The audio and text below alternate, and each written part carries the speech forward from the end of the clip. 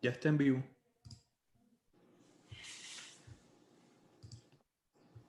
Que por fin nos estamos independizando de la dictadura hegemónica. ¿Qué es lo que suena ahí?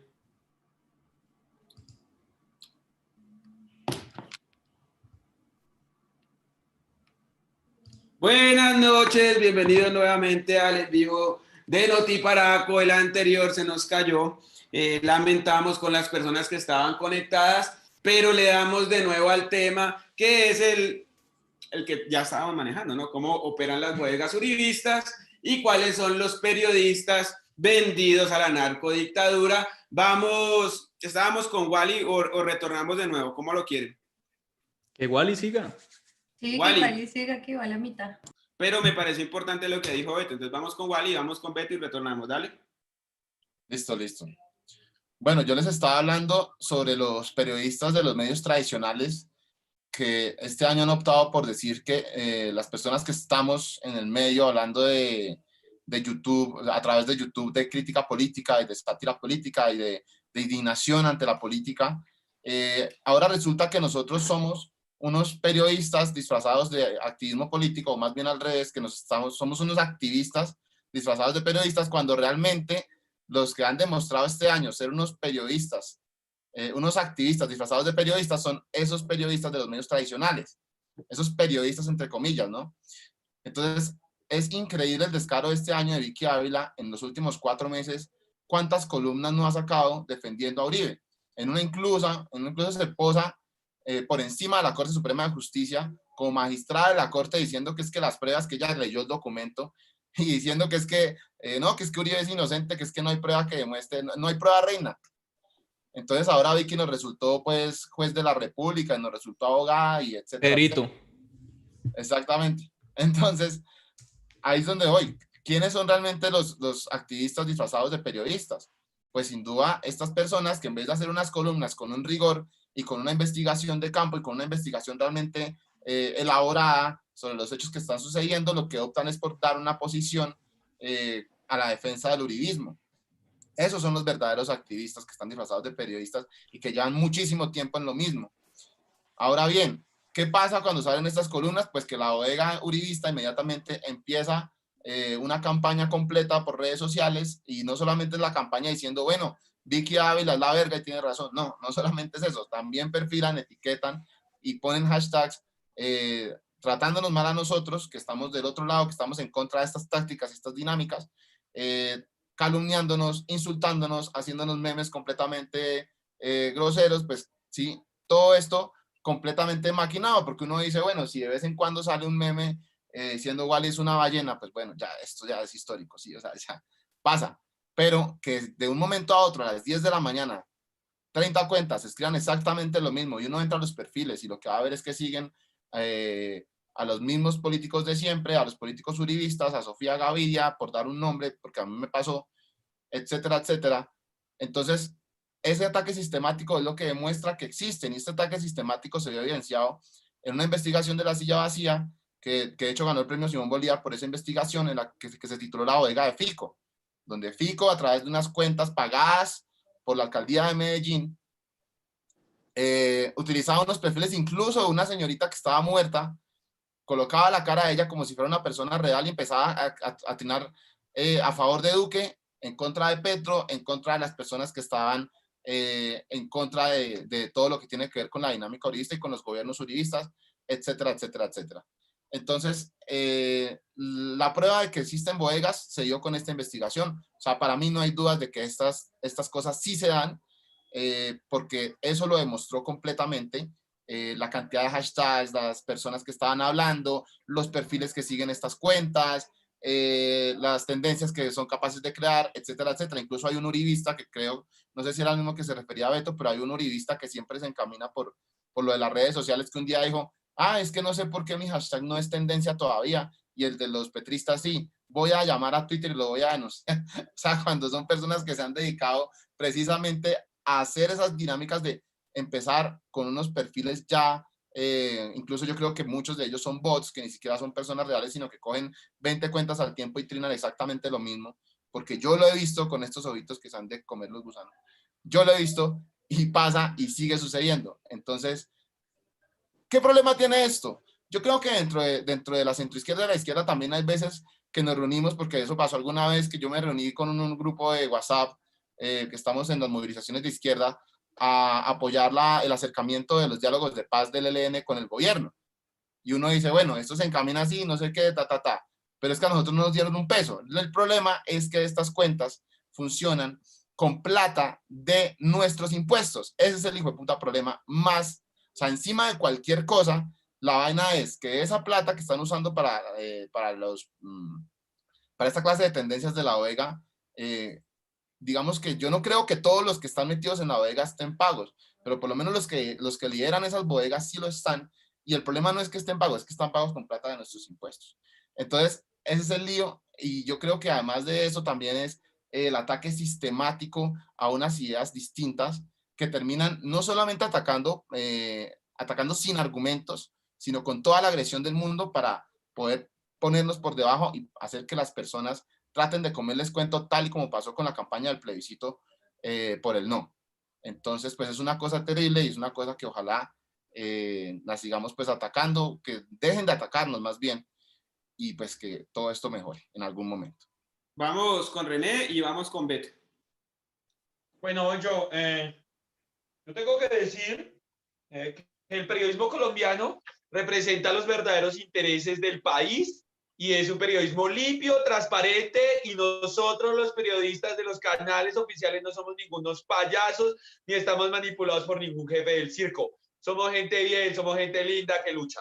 Esto sí, en serio, esas son las sátiras, y los que la entendieron y los que no, no. El periodismo colombiano no es periodismo. El periodismo que nosotros reconocemos como periodismo de grandes masas no es un periodismo porque no es libre, no es un periodismo que trabaje para algo. Hace un par de días Vicky lo dijo al aire y dijo, yo me fui para la red como el Wall y toda esa gente vallenera, y a mí solamente me daban like y besitos, yo no necesito eso, yo necesito salario, y yo tengo un marido que pide harta plata y tengo unos hijos y trabajo por esa plata y esos hijos, y lo dijo claramente, lo dijo tácitamente. Yo creo que esa es la realidad de todo, y es entender que el periodismo colombiano, lo que nosotros conocemos como periodismo, el periodismo de las grandes masas o el de los grandes medios, no es un periodismo, es un circo montado para venderle determinadas ideas a la gente que le convienen a aquellos intereses económicos que están allí detrás de estos medios, quienes los han comprado, Gilinski, Santo Domingo, quienes sabemos que son dueños de estos medios.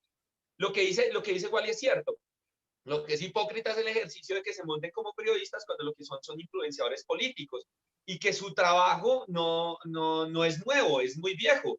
A Álvaro Uribe Vélez lo subió este tipo de influencias. Los que somos viejitos y nos acordamos, recordaremos cómo nos vendieron al gerente, porque Colombia necesitaba un gerente y lo que necesitamos es un gerente, y era mal gerente el señor Pastrana que venía de antes, porque lo que necesitamos era el gerente, este hombre lleno de cualidades y tal. Entonces, el periodismo colombiano no es un periodismo, es un ejército de influenciamiento, que efectivamente sí le tiene muchísimo miedo al poder de las redes y le tiene muchísimo miedo a lo que nosotros hoy en día estamos logrando haciendo, y no es nuevo, llevan meses. Yo he detectado un ataque sistemático de Caracol. Cada 15 días sale una noticia, o sale Juan Diego Alvira, que es uno de los que mayor credibilidad tiene, hablando de lo malo y lo nefasto de las redes.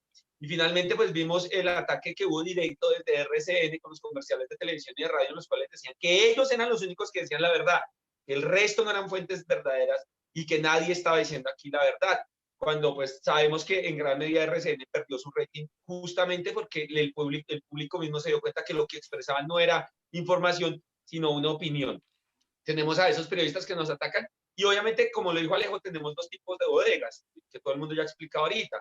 Y una son las bodegas de bots, que son contratados, que son pagados, como él lo dice, como lo dijo Yaguali, con dinero de nuestros impuestos, y que están dispuestos a atacar, sobre todo a insultar, denigrar y tratar de levantar que nosotros entremos en el juego de un debate lleno de insultos y sin ningún argumento, cayendo en la trampa de generar violencia para finalmente terminar hablando de polarización, ¿sí? Y hay otra bodega, bueno, ya lo explicaron casi todos, y que inclusive nosotros hemos caído en ella, ¿sí? Que es reunirnos unos cuantos y decir, vamos a trabajar este tema y vamos a ir hacia determinado lugar. El problema vuelve y surge desde lo mismo. El problema es, ¿para qué trabajan estas bodegas? ¿Cuál es el beneficio de estas bodegas? Y que finalmente estos son funcionarios públicos pagados con nuestros impuestos que están trabajando en su tiempo laboral para favorecer a X o Y idea de partido. Hay que sumarle a esto que sí hemos sido víctimas continuas de un ataque de censura. Lastimosamente aquí no está Kino, que es el que más ha sufrido con su página en Facebook, y es que nos bloquean continuamente. Existen ejércitos dedicados a denunciar cualquier cosa que uno publique, cualquier cosa que uno haga, y terminan efectivamente bloqueando cualquier intención de expresar algo. Y el problema de esto es que es un ataque a la democracia, porque en la democracia debería permitirse la libre expresión de todas las orillas de opinión, y aquí lo que vemos es la necesidad urgente de un gobierno que necesita que haya una uniformidad de criterio, ¿sí? Y que llama a la sociedad a una alienación. Y pues por encima de cualquier ideal político o económico que nosotros defendamos, hay una cosa que sí es básica y es defender la libertad del ser humano y la integridad de la humanidad como tal. Y defender esa libertad de expresión es una tarea que nos corresponde a todos, sea cual sea la orilla en la que estamos. Muchas gracias, René. Beto, yo quisiera que vos hicieras la misma intervención que hiciste antes de que se cayera la transmisión y hablando de las bodegas que salen del señor Araujo, Valledupar. Okay. Sí, perfecto.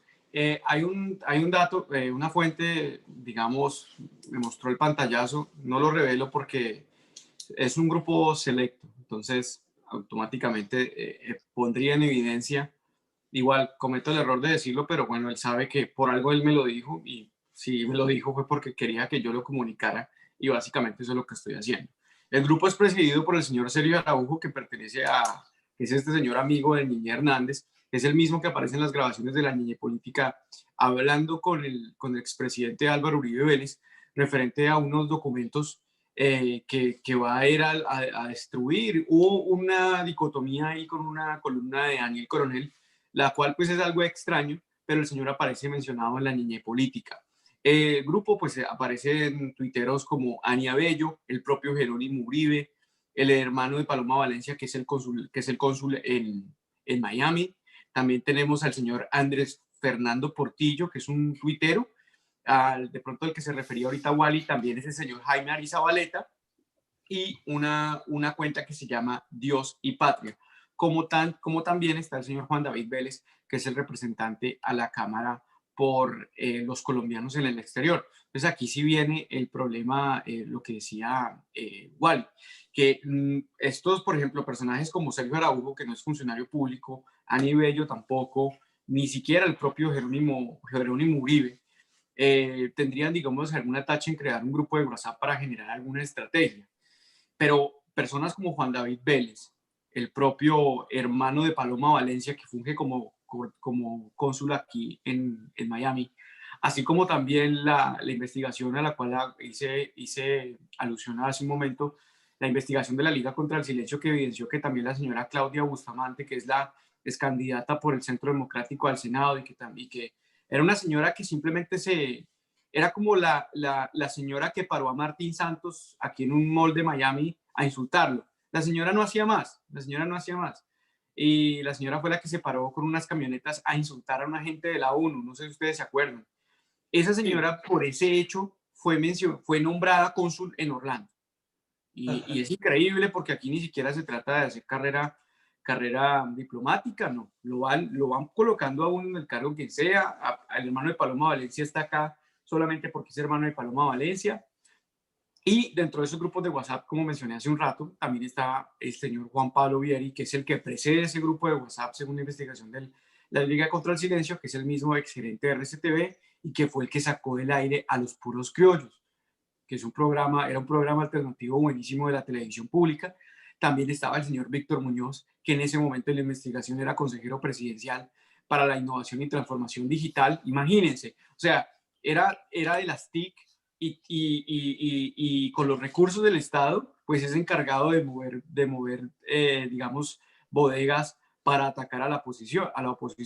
La señora Stephanie Carrillo, jefe de prensa del senador Álvaro Uribe Vélez, como tal pertenece a la UTL también, porque los jefes de prensa también pertenecen a la Unidad de Trabajo Legislativo, y el señor Hernán Cadavid Márquez, también miembro de la UTL. Aquí estaríamos inclusive incurriendo en conductas de tipo penal, en cuanto a que están malgastando los recursos públicos de funcionarios que deberían estar siendo utilizados pues en otras funciones. Por esas mismas razones, inclusive el proceso de Álvaro Uribe Vélez que tiene la Corte Suprema de Justicia por el tema de la niñez política no pasó a la fiscalía, porque se descubrió que él estaba utilizando a la señora Calla Daza digamos, para conseguir recursos para la campaña de Iván Duque. Entonces yo creo que esto debería inclusive ser investigado, pero ¿qué podemos esperar de una fiscalía de bolsillo, la cual pues hace parte? Quiero también recordar así rápidamente, Levi, no sé si usted se acuerda del señor Jaime Arizabaleta, una Sí, claro. cuenta de sé que es de Cali, usted mencionó que es Sí, de Cali, sí, claro, inclusive sí. el papá de este sujeto, como siempre, como requisito para entrar al Centro Democrático, o el papá fue un asesino, o el papá fue un corrupto, o algo así. Bueno, no me quiero meter tampoco con ese tema, pero el señor Jaime Arizabaleta seguía una cuenta llamada Dios y Patria, la cual publicó algo tremendamente injurioso de ti, Levi, y también mío. Lo curioso es que esa cuenta recién creada, con 20 seguidores y con ese trino de más de 1.200 retweets. No sé aquí quién, digamos, yo para tener un trino de 1.200 retweets, tengo que decir algo maravilloso y por ahí pasa una vez al mes. Pero una cuenta de 20 seguidores recién creada que tenga un trino de 1.200 trinos y ese trino diga que yo soy el mozo de Gustavo Bolívar, pues es increíble. Y esa cuenta, pues imagínense, con 20 seguidores y uno de los seguidores, el primer seguidor era Jaime Arizabaleta. Es que son estúpidos y ni siquiera la saben hacer. Se crean la cuenta y automáticamente ellos mismos se siguen. Inclusive el propio pusilánime que no lo voy a nombrar porque me quedé en no mencionarlo, que trabaja, que es como es contratista para las TIC, también lo seguía. Así que, bueno, así funcionan las bodegas. Gracias, Levi. Bueno, lo delicado aquí, para darle nuevamente el paso a ustedes, es que se está utilizando dinero de los recursos públicos, ¿no? También se está utilizando dinero que había sido destinado para tratar los procesos de paz con los exguerrilleros de las FARC. Tengo entendido que 3.500 millones fueron invertidos en los últimos 3 meses para darle la cara a Iván Duque, Lalis. Sí, el contrato firmado por Durance, o que se le dio más bien a Durance, para lavarle la cara a Duque. Yo me pregunto realmente uno, ¿qué hace con tanto dinero? Mira, estamos en un escenario en el que el FOME recibió 25.5 billones de pesos y a fecha de junio el gobierno se había gastado ese fondo que era para el Fondo de Emergencia Sanitaria, o sea, para el Banco Mundial le presta la plata a Duque diciéndole usted tiene que ayudar al sistema de salud, lo tiene que potencializar. No les importa y hasta la fecha del junio se habían gastado el 7% del FOME. Luego de eso no sabíamos qué se había hecho con esa plata. Luego avanzamos más en el tiempo y hace unas semanas nos enteramos que le iban a hacer un préstamo a Bianca. A Bianca ni siquiera puede pagar ese préstamo porque básicamente está en la ley de quiebras de Estados Unidos. Entonces, plata que no nos van a devolver y plata que sale evidentemente de nuestros impuestos que habrá que pagarle al Banco Mundial y a todos los bancos de los cuales nos hemos endeudado, porque tener 25.5 billones de pesos de un día a otro, pues me parece increíble, ¿no? Entonces, acá nos damos cuenta que el gobierno Duque se gasta la plata literalmente en empresarios y en ellos mismos. O sea, acabemos con lo que podamos. Y para gastarse la plata en redes, es que es increíble. Yo no sé si la gente en la casa, digamos, logra comprender la gravedad de la situación. Uno, ¿a quién le paga esos 3.300 millones que sería la incógnita? ¿Para postear en Facebook? ¿Para publicitar en Facebook? No creo. ¿A quién se le da esa plata? ¿A qué influenciador se le da la plata? ¿A qué cuentas se le invierten para crear esas estrategias? ¿A dónde va dirigida exactamente esa plata? Ahora, yo sí creo que hay que recalcar lo que decía Beto, bueno, no sé si fue Beto o Alejo, de las personas que también otro modelo bodeguista es los que trabajan para ellos. O sea, ¿por qué no miramos entonces cada senador y cada representante a la Cámara quiénes son parte de esas UTL? Yo tengo varios nombres también, ¿sí? ¿Quiénes les dan trabajo a los influenciadores? Porque eso sería una investigación interesante. ¿Son capaces realmente de asumir esos cargos o simplemente es para que anden trinando babosadas y estén trinando cosas en contra de la oposición y haciéndole una cacería de brujas que no es necesaria? Y mira, y acá hay una cosa también que hay que agregarle. Y es que una cosa es uno tener un pensamiento político y expresarlo. También es válido dentro de ese mismo costal uno generar un debate con alguien que no piense igual a uno. Digamos que eso es válido dentro de la democracia. Lo que no es válido, y lo repito porque lo dije en el inicio, es difamar a las personas y señalarlas de delitos que no son ciertas. no nos pueden a nosotros acusar de cosas que no hay pruebas, que no hay cómo rectificar y que además salen después los victimarios a hacerse las víctimas. Porque es que Vicky Dávila le pasa por encima todos los domingos a la democracia. Es que esta mujer es increíble, yo sí le digo con nombre propio, y así mañana salga a quejarse y diga lo que diga. Esa señora todos los domingos le pasa por encima a la corte. Si no sabe de periodismo, muchísimo menos va a saber de derecho. Y eso sí hay que decirlo. Una mujer que a mí no me consta que le paguen, pero es que es evidente el cambio. Hace unos meses se pavoneaba por semana diciendo, es que a mí me dicen petrista y me dicen uribista, algo estoy haciendo bien. Yo no sé quién le dijo a ella que parecía petrista. Nosotros todos acá coincidimos en que esa señora es más uribista que Uribe. O sea, no hay una manera en la que no dañen la sociedad o el Estado social de derecho, más bien, que eso es lo que más me parece grave. Una cosa es ejercer la democracia, otra quererle ver la cara a la gente, y eso es lo que hace Vicky, eso es lo que hace Luis Carlos Vélez, eso es lo que hace Salud Hernández y todos esos periodistas pagos que están ardidos porque la gente últimamente anda más pendiente de los canales de Wally, de Levi, de René, de Beto, de Alejo y no de ellos. Algún día va a llegar el fin, si es que no está a portas el fin de los medios tradicionales. Antes de pasar al tema de los periodistas prepagos, Alejandro, quiero que sigas dándonos información de dónde sale el dinero para pagar las bodegas uribistas. Bueno, sobre este tema es importante que dejemos muy claro que se está utilizando el dinero público, los recursos públicos para este tipo de cosas. A ver, ¿quién le paga al tal Miguel Polo Polo? ¿Quién le paga a Natalia Bedoya? ¿De dónde sale ese dinero? Y ese dinero se lo dan simplemente por publicar pendejadas en las redes sociales porque ni siquiera hacen un trabajo interesante de promover su ideología política, por lo menos con argumentos. O sea, si van y miran los canales de nosotros o las redes sociales, todo el tiempo estamos publicando información, trabajándole, haciendo pues nuestras labores. En cambio, esta gente publica 1, 2 tweets por ahí y gracias a eso se reciben unos contratos. Natalia Bedoya yo creo que a este punto ya debe haber recibido contratos por 30, 40 millones de pesos o más. Polo Polo recibió uno por 19, 18 millones de pesos, creo que se lo dieron este año. Entonces es plata que les están pagando con nuestros impuestos. Y también quiero decir que es gravísimo que los funcionarios del gobierno, funcionarios, que se supone, pues que ni siquiera el presidente da ejemplo, se supone que estos funcionarios deben estar trabajando por todo el pueblo, utilizan sus redes sociales para atacar a los contradictores de este gobierno.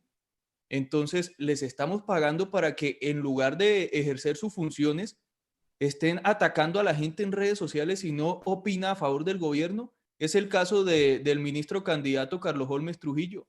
¿Qué es eso? O sea, se supone que es un ministro que debe estar trabajando por las regiones, que debe estar movilizando, mirando a ver cómo parar esta violencia que estamos viviendo en el país.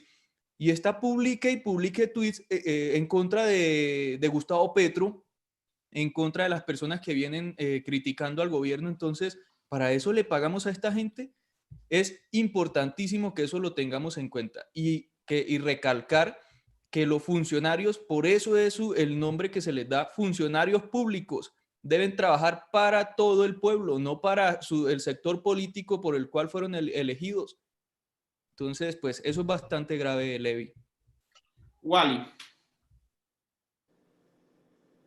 Bueno, yo creo que es evidente lo de los contratos que acaba de decir Alejo. Creo que ya bastantes personas en Twitter los han hecho públicos. Y esto lo que demuestra es que al final de cuentas no se trata de llevar a cabo una defensa de la ideología política que uno está manifestando, sino pues servir para quien nos está dando de comer, ¿no? Es una cosa completamente distinta a lo que podemos hacer otras personas que somos completamente independientes y que podemos decir, estamos mamados de la misma política de toda la vida, estamos mamados de que los gobernantes lleguen y ahí trapeen y hagan con nosotros lo que se les dé la gana, y a los cuales pues simplemente manifestamos como esa clase de crítica de indignación a través de las redes sociales, no por un contrato de 40, 50 millones de pesos, no por un contrato de 3 millones mensuales, sino porque de verdad tenemos una seria indignación contra la política tradicional y contra los lineamientos políticos que lastimosamente se han establecido en Colombia hace tanto tiempo, sobre las tradiciones políticas, sobre digamos, la manera en que se compone la democracia en este país, bien sea por los votos, como se puede dar con la clientela, con los contratos a dedo, con la mermelada, etcétera, etcétera, etcétera. Son cosas que son completamente diferentes y que les indigna tanto y que les molesta tanto que uno las hable, que finalmente por eso es que terminan creando esas bodegas, para atacarlo a uno por otras partes, para atacarlo a uno por otros lados, que finalmente lo que hacen es seguir creando esa ignorancia sobre quienes son defensores, pues acérrimos, defensores con todo el talante dentro del uribismo mismo, y que pues siguen copiando esta clase de dinámicas, ¿no? Yo quería hablar de un tema sobre, bueno, de lo del periodismo. Vuelvo, insisto, tratan de posar como periodistas cuando realmente los activistas han sido ellos todo el tiempo. Hemos visto también cómo ahora a Luis Carlos Vélez no se le puede decir nada, a Vicky Ávila no se le puede decir nada porque terminan bloqueando a la gente, y es muy chistoso, de verdad, que Vicky Ávila hace un tiempo decía eso, que es exactamente lo que decía Lalis, que bueno, eso fue recién la sacaron de la FM, ¿no?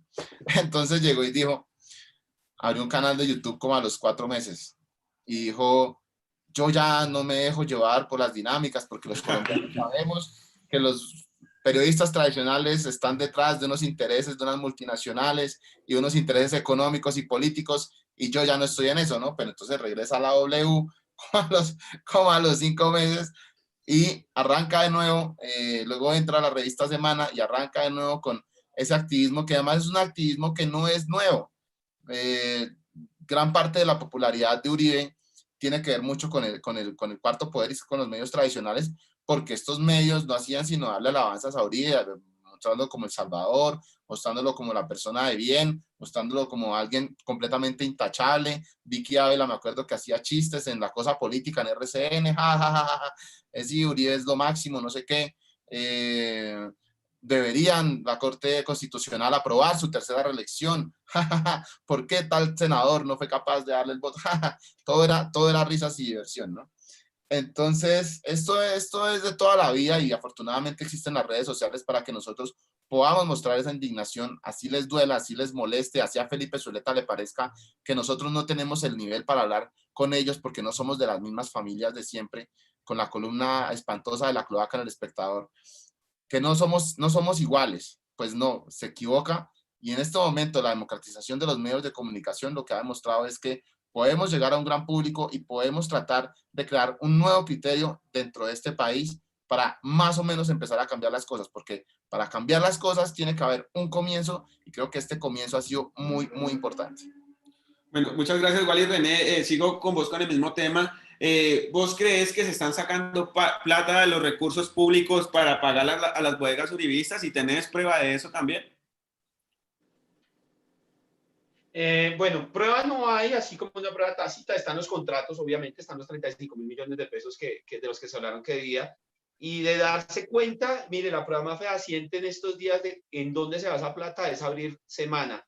Si usted en este momento abre Semana en internet, y en estos días, usted se va a dar cuenta que hay una sección especial para tratar el caso de Uribe. Ahí es donde se va el grueso de la plata.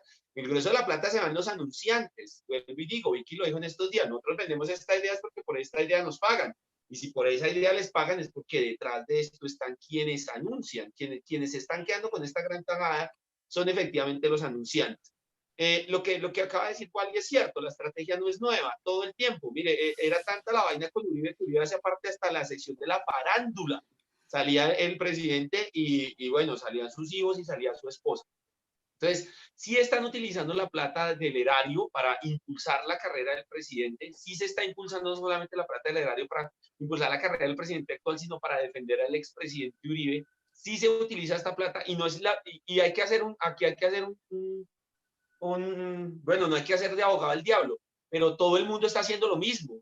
Hay más de un gobernante que saca plata del erario para disque promocionar su gobierno, mostrar sus buenas obras. Eso no tiene ningún otro resumen más que estamos haciendo campaña con la plata del erario, que debería estar dedicado, destinado a otras cosas. Le pasa no solamente al presidente, sino pasa en muchísimas administraciones. El problema es la suma que se está administrando, y el problema es para qué se está utilizando este dinero, que no solamente se utiliza, como yo lo digo, para artículos en publicaciones de los medios tradicionales o los medios de siempre, sino que se utiliza para generar zozobra, para generar discordia, para pagar unos influenciadores que lo único que hacen no es vender ideas o tener planteamientos acerca de la construcción del país, sino simple y llanamente debatir, insultar, vociferar, tratar de levantar dentro de las personas, dentro del movimiento en redes, expresiones de odio, expresiones que distraigan el verdadero sentido del debate, que debe ser un debate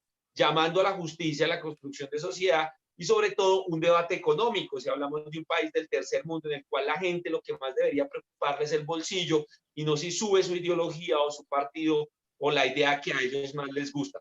Es indiscutible que existe un gran miedo, pero un gran miedo, y yo creo que en cierta medida los medios tradicionales le están pidiendo esta plata a la presidencia porque se dan cuenta que las redes son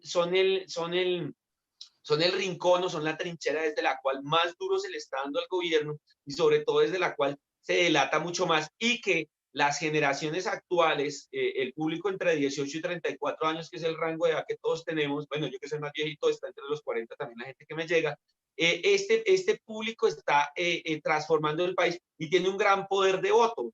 El simple hecho de que de las votaciones anteriores de Petro, el hecho de que las movilizaciones sociales sean tan grandes, ha demostrado el gran poder que tienen las redes, y es indiscutible que van a tratar de atacarlos. Así como la iglesia atacó a la imprenta y casi queman a Gutenberg y quemaron todo lo que imprimieran, asimismo hoy está la clase política tradicional enquistada y los medios tradicionales tratando de defenderse a toda costa. No dude usted que igual y termine como Savonarola. Bueno, evidentemente hay un discurso de parte de los medios tradicionales que nos resta credibilidad a nosotros. Lalis, ¿cuáles crees vos que son los periodistas que tienen miedo del activismo independiente que se hace desde nuestras redes sociales? ¿Y cuáles son los que lo han manifestado también todos los días, dándole a Twitter, tirando trinos, escribiendo columnas, perfilando personas? Yo diría que una de las que más tiene miedo es Vicky. Perdón que la traiga a colación, pero acá todos estamos de acuerdo con que Vicky le gustan los likes, le interesa ese tipo de cosas, y bien lo decía René La Plata al final. Pero yo creo que una de las más preocupadas por eso es Vicky, porque lo ha dicho muchas veces, no es como que lo haya ignorado y ya, sino que en varias oportunidades en su programa, que yo no me veo, pues no sé cómo se llama, donde está Matador, si alguien sabe, pues no sé, yo no sé cómo se llama ese programa. Semana en vivo. No, no, el programa, creo que se llama El Debate, El Café, una cosa así. El tema es que ya muchas veces lo ha dicho y le molesta también eso, porque ha dicho con nombre propio Levi, ha dicho con nombre propio Beto, y creo que están incómodos con esa situación. Entonces por eso que salen a decir en vivo que pues nosotros somos una partida de activistas que nunca han reconocido, o que más bien no reconocemos que somos activistas. Pero digamos, yo acá... Digamos, yo estudié periodismo, pero yo acepto públicamente que la mitad de mi vida es el activismo, y es evidente. O sea, yo no me puedo pegar ese paso mental de decir que yo pues hago periodismo independiente, porque sí lo hago, pero no pues que todas mis opiniones hacen parte del periodismo, porque sería irresponsable ética y moralmente. Pero digamos que todos somos activistas. Lo que pasa es que esa campaña lo que hace es bajarnos a nosotros de algún tipo de nivel, porque la gente todavía tiene la concepción de que periodista es el que lleva años ejerciendo periodismo, periodista es el que, o el que tiene derecho a hablar, más bien no periodista, el que tiene derecho a hablar y el que pesa su opinión es el que tiene un camino largo recorrido y que trabaja además en un medio tradicional donde se vuelve farandulera la cosa. Entonces, que me maquillan, que yo estoy acá en televisión, que estoy en radio. Entonces, esa gente, para el ideario común, es más importante que incluso quienes creamos contenido. Entonces es por eso que nos dicen, ay, sí, los influencers, y además lo dicen así como con asco, y es la palabra influencer, es horrible, pero así se refieren a nosotros. Pero yo me pregunto, René, tendrá que sentarse a escribir un guión, y eso no es fácil. A Levi le toca sentarse a mirar qué preguntas va a hacer. Wally hace un video de 20 minutos, en 20 minutos uno tiene que sacar un guión al menos de 3 días. Alejo sube contenido todos los días. Beto igual. O sea, yo creo que esto tampoco es que nosotros nos sentemos pues a hablar carreta, creo que nos están desacreditando, están deslegitimando nuestro trabajo, y lo que nosotros hacemos es que con nuestro trabajo estamos desmintiendo esas cosas, y es lo que les duele, porque escucho a más de un periodista y sobre todo activistas del uribismo que no tienen sentada ninguna posición. Mira, uno en el camino se va formando, y digamos que acá la más chiquita en edad soy yo. y uno va como aprendiendo cosas y va formando su camino y se va labrando, igual y llevan esto casi 9 años, entonces uno va cogiendo como la vaina, pero yo sí los invito, compañeros y la gente que nos está viendo en este momento, que es un montón de gente, a que apoyen el periodismo independiente, nos apoyen nuestros canales, viéndolos, compartiéndolos, porque definitivamente hay que democratizar la comunicación realmente, porque el periodismo no puede seguir estando en manos de personas que le están haciendo todo el tiempo la venia bendita al gobierno, no, discúlpenme, pero a nosotros nos tienen miedo y esa es la palabra, les damos miedo. Y acá vamos a seguir. Alejandro. Es importante todo lo que comenta Lalis y los supuestos periodistas que tienen miedo con todo esto de las redes sociales son los de los medios tradicionales, todos.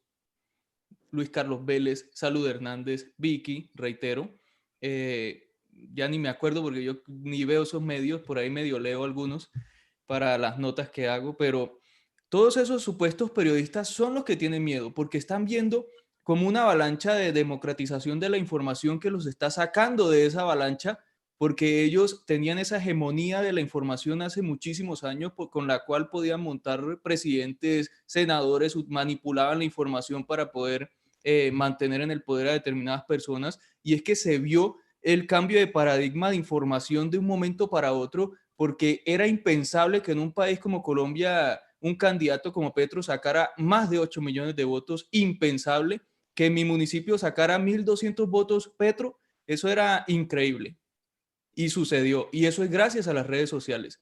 Y también hay que recalcar que para mí era impensable hace muchísimos años que un canal donde yo me dedicara a hablar de mi ideología política, de la información como considero debe darse, llegue a 200.000 suscriptores, como llegó el de Beto, como el que está, el de Wally tiene como 280.000, si no estoy mal, más o menos por ahí.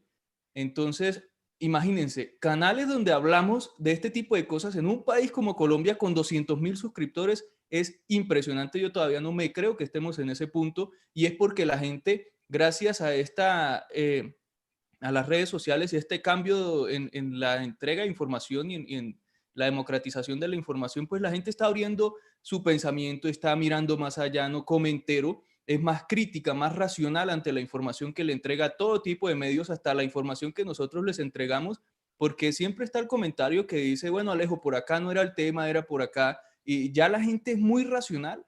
Antes, y me incluyo, íbamos como borreguitos, así como que le ponían a casa, no sé cómo se llama, para que no miráramos ni para ningún lado ni para el otro, sino que lo que nos iban entregando y lo que nos iban diciendo, eso decíamos nosotros. Parecíamos robots, y eso me pasó a mí cuando era muy joven, que yo llegué a ser hasta uribista, que decía que a mí me enseñaron en el colegio que Uribe fue el mejor presidente y que la seguridad democrática y todo ese tipo de cosas. Y entonces yo empecé a estudiar y a leer y me di cuenta de que me había metido en un engaño terrible y yo creo que muchísima gente estaba en el mismo cuento.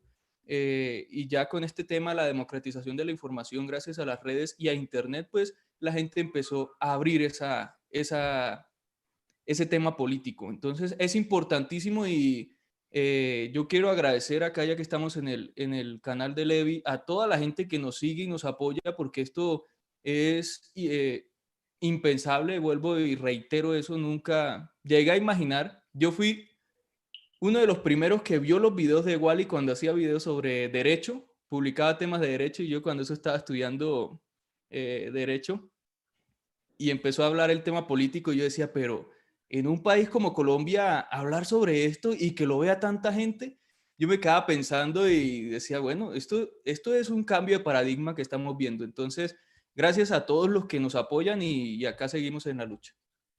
Muchas gracias, Alejandro. Beto, hay periodistas, y vos siempre denuncias con nombres propios, que tienen miedo de lo que nosotros hacemos. Para vos, ¿cuáles son esos periodistas y cuáles son los que más nos han atacado, sobre todo en redes sociales y en sus programas? Bueno, especialmente yo creo que Vicky Dávila tiene un fetiche contigo, y yo quiero aclarar algo. Muchas personas me dicen que cuando te ataca, yo siempre salgo a defenderte, y más que defenderte es como atacar un gremio, es como atacar el mismo trabajo que hacemos todos. Entonces muchos me dicen que es que yo me siento aludido. La señora sí me ha nombrado, pero básicamente cuando siento que te ataca, está atacando es la tarea que estamos haciendo todos. Por ejemplo, la señora hace 3 meses nos trataba de baja calaña, atracadores de barrio y de poco baño, resentidos sociales, sicarios, banda organizada, mercenarios, justicieros baratos, vulgares, deshonestos, y hasta nos discriminaba especialmente a ti, porque obviamente tú tienes unas características que hacen fácil la descripción. Por ejemplo, tu barba y tus gafas y tus tatuajes. Entonces, la señora se refería directamente hacia ti y la señora lo hace y utiliza inclusive hasta una columna. ¿Cuánto cuesta una columna en un espacio, digamos, entre comillas, importante como lo es la revista Semana? Para dedicarte solamente esa columna a ti, Levi, y a nosotros, porque inclusive habla en plural. Y miren, Levi, hago un paréntesis para mencionar algo que no dije en la pasada respuesta.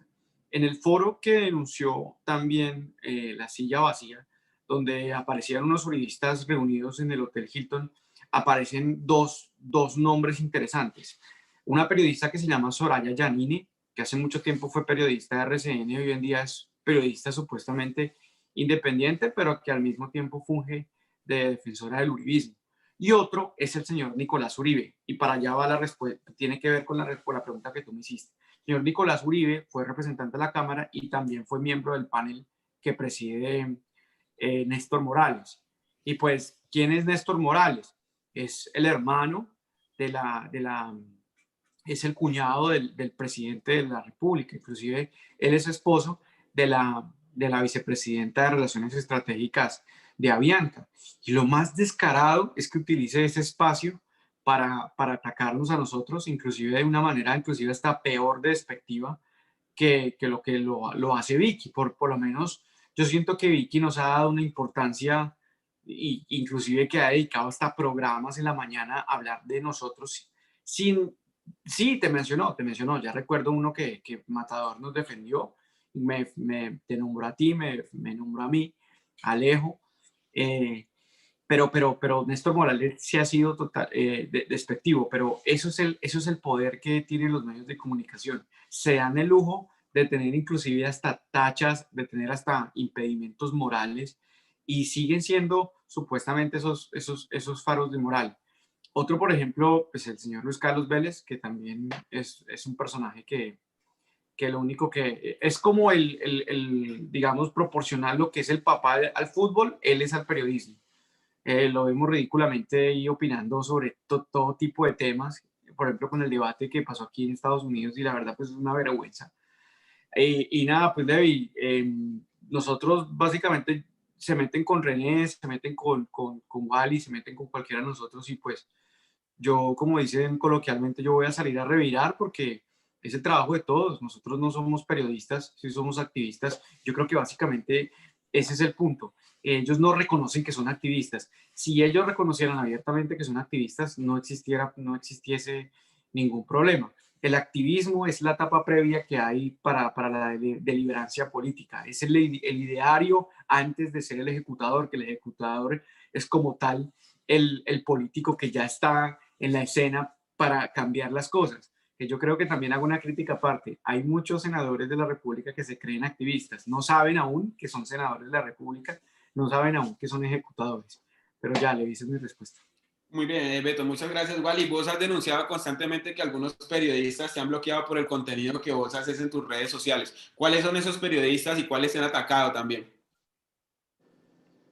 Bueno, ahí podemos empezar con Darcy Quinn, en la anterior campaña presidencial, cuando ella trabajaba en Caracol Radio, llaman a una entrevista a Germán Vargas Lleras y lo que sucede es que esto no se convierte en una entrevista, sino se convierte en una adulación de 1 hora a la gran vicepresidencia que hizo Vargas Lleras, ¿no? Entonces, yo escribo en mi Twitter que, claro, ¿cómo no lo van a adular si es que Darcy Quinn fue jefe de prensa de Vargas Lleras? Esto le indignó tremendamente a Darcy Quinn y pues me bloqueó. Sin embargo, pues yo cuando hacen esa clase de cosas, lo que hago es recopilar algunos trinos para volverlos tendencia. Entonces ese día, por ejemplo, volví a Darcy Quinn tendencia con unos trinos pues desfasados que había escrito y etcétera. Vicky Ávila, se puso brava conmigo cuando yo felicité a la gente de la FM por sacarla del programa, pues porque yo creía que la denuncia a la comunidad del anillo, la verdad creo que la manera en que ella la hizo, como bien lo dijo ahorita Lalis, pues es que Vicky no es Vicky, sino es Vicky en América. Entonces, con el afán de buscar rating, hace las cosas de una manera que no es, incluso entre las mismas dinámicas del periodismo, que por eso es que seguimos insistiendo en que ni siquiera los que se creen tan periodistas deberían ser llamados así. Y pues la señora se ofende, entonces lo mismo, hago una recopilación de trinos, diciendo, hay un trino donde Vicky dice que las elecciones no se acaban hasta que se acaban, por ejemplo, unos análisis impresionantes.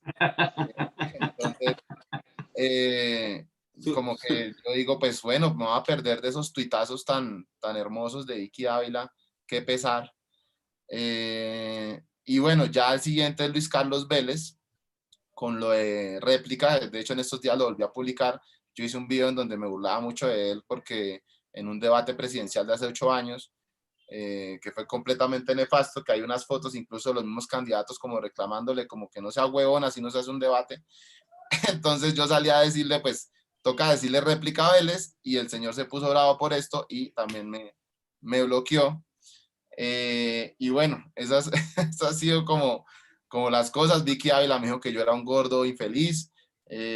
Luis Carlos Vélez me publicó un GIF de Kim Jong-un, un chiste que de hecho yo me lo inventé. Entonces, así por el estilo, son los ataques, pues cuando uno no le da más allá, cuando uno no le da más allá del ataque de la apariencia personal, pues suceden esa clase de cosas, ¿no? Cuando uno se queda sin argumentos. Entonces, pues nada, esas han sido como las dinámicas más o menos de los bloqueos de los grandes periodistas de este país, que menos mal Darío Arizmendi no tiene Twitter. Ay, pero Levi, que yo te iba a decir, Levi, yo te iba a decir que es tan mala periodista que le echó en cara a Lalis una entrevista. Sí. Está ahí el colmo, es increíble. Sí, no, Vicky llega a la... Toca darle las gracias, o sea, toca agradecerle porque lo lleva uno al espacio y ella no, coma mierda, güey. Que me diga cuánto le debo, güey, y alguna vaca. René ha sido muy crítico en su programa de radio, tiene un programa de radio que creo que es diario, ¿sí o qué, René? Que No, lo transmite 2 veces a la semana. Ha sido muy crítico también con este tema. Yo quisiera saber, René, si vos pensás que Vicky Dávila presionó a los magistrados de la Corte Suprema cuando estaban con el caso de Álvaro Uribe Vélez. Recordemos el en vivo que hizo con Álvaro Uribe Vélez, casi que lavándole la cara ahí pues 2 horas junto a María Isabel Rueda. Buena Yo pregunta. la verdad no creo que haya presión sobre los magistrados. Yo creo que los magistrados, hoy la justicia está muy parada en lo que tiene que hacer y los magistrados la tienen muy, muy clara. Lo que sí hay es una presión continua sobre la opinión pública y hay un continuo lavado. Están afanadísimos por mantener a su redil. O sea, ya se dieron cuenta que es dificilísimo convencer gente nueva, que es dificilísimo traer gente nueva, pero ellos están afanadísimos por tener atrapado a su redil, por mantenerlo ahí. Entonces, la presión más que a los magistrados es una presión sobre la gente para que siga creyendo en que Uribe es el Dios. En esa gente que convencieron en el año 2000 y en el año 2002, cuando, como lo decían hace un rato, Vicky salía y se reía de todo lo que hacía el presidente de la República, Vicky salía y entre tono de chiste y chanza decía que era lo que teníamos que hacer.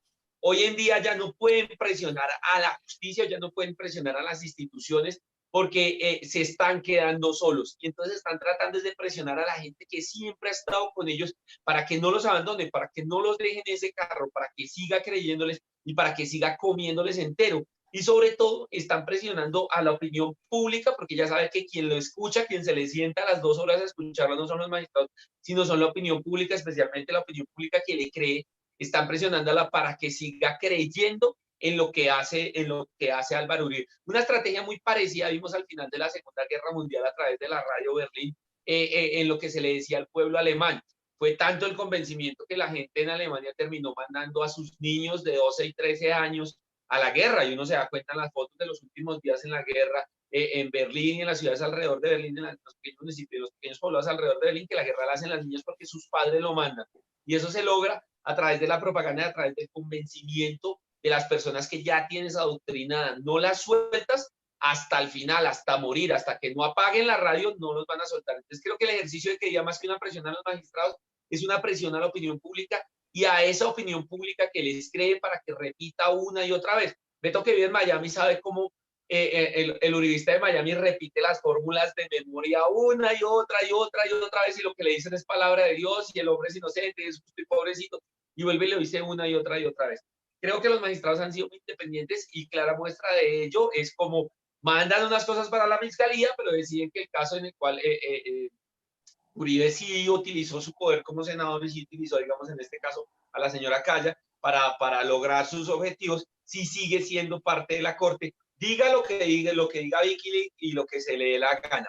Es indiscutible, si uno hace un comparativo de hoy con hace 20 años, que fue el primer periodo del presidente Álvaro Uribe, hace 20 años estaban que lo vendían por todo lado, que lo vendían como el gran Salvador, es indiscutible que los medios de comunicación, en especial estos periodistas, perdón, como Vicky Dávila, sí están sintiendo pasos de gigante detrás de ellos y sí están sintiendo que pierden su credibilidad y que pierden su fanática. Por eso es tan importante y se van a dar cuenta, van a remarcar cada vez más y cada vez el discurso va a ser más extremo, contrario a lo que pareciese que debieran hacer, que es cada vez mantener más su máscara de somos periodistas. No, cada vez nos veremos, y lo hemos visto, como lo dijo Wally, lo dijo Beto, creo también, en los últimos 4 meses hemos visto una Vicky absolutamente descarada, defendiendo a Uribe a capa y espada. Y vuelvo y les digo, abran semana, y tiene toda una sección, se llama El expediente secreto del caso Uribe, y hay 1, 2, 3, 4, 5, 6 noticias, todas sobre el caso Uribe.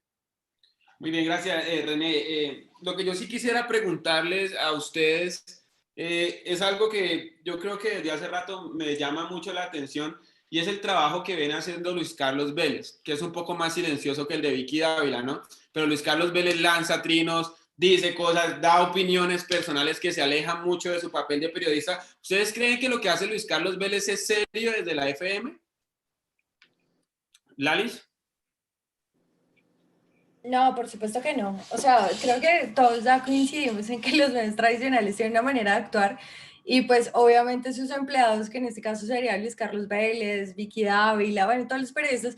Yo creo que periodistas rescatables en este país son los que, de los cuales se debería hablar. Yo creería que María Jimena Duzán es una excelente periodista. Creo que acá, al menos yo personalmente la admiro profundamente, creo que ha sobrevivido a un montón de cosas y se sigue manteniendo en un periodismo muy, muy real. Entonces, digamos que es mejor hablar de los buenos, pero en este caso de los malos, creo que no, digamos, desde el enfoque periodístico se hace al contar historias, ¿no? Al llegar a la verdad, y lo digo porque lo estudié. Entonces, en la universidad le decían a uno, no, es que el periodismo es casi que del pueblo para el pueblo. Entonces, uno está en búsqueda de la verdad, está en búsqueda de la investigación. Creo que hay que darle esos matices históricos un poco para que la gente logre entender un par de cosas que pasan, y para que la gente lo tenga claro y no lo pierda, ¿no? Construir esos lazos de memoria histórica, y más en un país como Colombia, que ha sido un país violento, un país donde hay muchos actores del conflicto que todavía no se conocen. Entonces, digamos que en ese margen de educación periodística, ellos están por allá lejísimos en el activismo netamente, lo que es aún más descarado, porque cualquier persona que intente estudiar periodismo y decir, no, es que mi referente es Vicky Dávila o Luis Carlos Vélez, pues está jodido, ¿no? Qué vergüenza yo decir que de alguna manera tengo de referente a esta mujer o a este hombre. Entonces, claro, están desfasados, y mi problema radica en, ellos pueden decir lo que se les dé la gana. O sea, ellos pueden decir lo que se les dé la gana. A mí la otra vez me echaron en cara, Vicky, sobre todo, que yo dije que yo no la iba a leer más, y que pues que no la leyéramos y ya. Pero hablo de, digamos, claro, eso suena un poco a censura, pero ella puede seguir hablando. El tema es que pues no habrá quien la lea, porque esa señora ya poco a poco está perdiendo un poco el público, y eso es lo que le está pasando. Por eso es que, digamos, para finalizártelo y para resumírtelo, lo que ellos hacen es un show todos los domingos. Entonces Vicky monta show el domingo y lo monta todo el día, desde el sábado por la noche. Entonces el sábado por la noche lanza la columna, todo el mundo se le va el sábado por la noche a decirle que esa columna que, y al día siguiente se levanta diciendo, es que escribió una columna y está la bodega petrista atacándome, y empieza a hacerse la víctima en un discurso que le sirve básicamente para generar lo que igual, y todos hemos llegado a la conclusión, y es son vistas, y es una señora farandulera, y es Vicky en América, y es una vergüenza. Yo sinceramente creo que Vicky es una persona detestable, sinceramente se les digo que es una persona detestable. Entonces, ya, para finalizar, no lo están haciendo, no es un periodismo real, no es un periodismo que le ayude a la gente. Dime. Ay, se me salió. Estaba diciendo que pase el petrista. Tal cual. Entonces, digamos que para terminar o para resumírtelo así, en teoría, el concepto de periodismo está muy errado en ellos dos, no lo están haciendo, no están teniendo en cuenta a la gente, porque uno debería llevarle verdad a la gente, como ya lo expliqué, no lo están haciendo, así que lo que ellos hacen es un activismo muy bien pagado, porque o sea, digamos, pónganse en la posición de Vicky, hace 7 meses no era tan uribista, ahora de repente es muy uribista, ¿cuánto le habrá valido eso?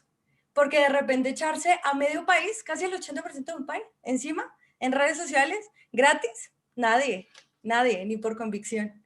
Bueno, yo voy al tema porque, bueno, primero quiero decir que no sé si haya muy pocos buenos periodistas en el país. Creo que hay varios periodistas a los que nosotros no conocemos que se juegan la vida todos los días, ¿no? Por hacer bien su trabajo. Lo otro es, lo digo porque Luis Carlos Vélez tuvo un episodio con Jaime Bailey, no sé si ustedes se vieron esa entrevista, donde Jaime Bailey lo atacó por decir sí al proceso de paz. No sé si recuerdan eso. No sé si están todos conectados conmigo. Desde ahí Luis Carlos Vélez empezó a hacer una función como de oposición al uribismo, eso es lo que todo el mundo creía, pero cuando salieron, digamos, los escándalos de la ñeñe política, él fue el primero que salió a desmentir a la Nueva Prensa, a Julián Martínez, a Gonzalo Guillén. Yo sí quisiera saber cuál es la posición que ustedes tienen ante esa postura que muestra Luis Carlos Vélez desde la FM. Lo digo y lo nombro a él porque creo que la FM es un medio tradicional que escucha a mucha gente que está muy apartada de lo que nosotros hacemos. ¿Cómo podemos nosotros llegarle a esa gente y decirle, mire, es que Luis Carlos Vélez es esto y hace esto y esa es la verdadera función de él, que siempre está en pro del establecimiento que en este momento se llama uribismo? Alejandro. Bueno, sobre ese tema sí es muy interesante porque los supuestos periodistas de este país se acomodan dependiendo de cada gobierno, y el caso de Luis Carlos lo estaba analizando qué día cuando él criticó el debate de Donald Trump con Joe Biden en Estados Unidos, y nos fuimos a revisar un debate que él dirigió, moderó, cuando estaba Santos, creo, sí, y Oscar Iván Zuluaga y Marta Lucía Ramírez, y no recuerdo qué otro estaba.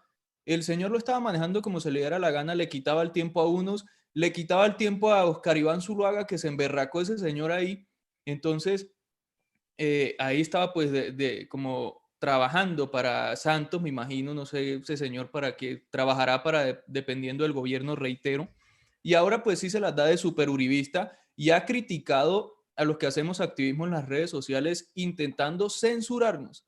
Y se están uniendo este tipo de personajes para intentar censurar a los que ellos dicen, no, es que esta gente no son periodistas, no son medios, por decirlo de alguna manera, legalmente constituidos. Entonces hay que censurarlos porque no pueden tener una voz en las redes sociales, y eso lo ha dicho Luis Carlos Vélez, eso lo ha dicho. Y son personajes muy graves pues que tengan una voz en ese sentido y que se acomoden dependiendo del gobierno. Y eso es lo que pasa con estos periodistas. Pero Levi, déjame decir 3 cositas que me pareció muy interesante también que tocó René sobre la Segunda Guerra Mundial. A mí que me encanta estudiar las guerras mundiales. En la Primera Guerra Mundial, y esto hay que tenerlo en cuenta, el poder de los medios de comunicación, y por eso es el miedo de todo este tipo de personajes. En la Primera Guerra, a través de medios de comunicación empezaron a manipular el inconsciente, el subconsciente de la gente para que marcharan hacia la guerra felices y contentos creyendo que iban a salvar a sus países y que la guerra iba a durar una semana. Entonces ellos agarraron el fusil y se fueron para la guerra y mejor dicho, contentísimos creyendo que eso era ir a tirar flores y a decirse te quiero entre ellos, y eso era lo que iba a suceder. Y esa fue la manipulación de los medios de comunicación que utilizaron en pues cada uno de los países. También en la Segunda Guerra Mundial, como la Alemania nazi utilizó estos medios, y no solo los medios de comunicación, sino medios también como el cine, entre otros, para manipular a la gente. Por ejemplo, cuando estaban retrocediendo gracias al ataque, a la defensa que estaban ejerciendo los del ejército ruso, en la Unión Soviética, el ejército rojo los estaban haciendo retroceder, y la Alemania nazi a través de los medios de comunicación le hacía creer al pueblo que lo que estaban haciendo era echando un paso para atrás porque iban a coger más impulso para defenderse del ejército rojo y tomar la Unión Soviética en ese momento. O cuando Hitler hizo caminar a un poco de gente a través de una cuadra con unas antorchas y montó a un dirigente político en un edificio, y entonces los mismos daban la vuelta, pero eran como 15 no, pero póngale como unos 200, dando la vuelta y hacía creer que eran miles que lo estaban apoyando. Ese tipo de cosas son las que hay que tener en cuenta a la hora de escuchar esos supuestos medios y a estos supuestos periodistas. Wally.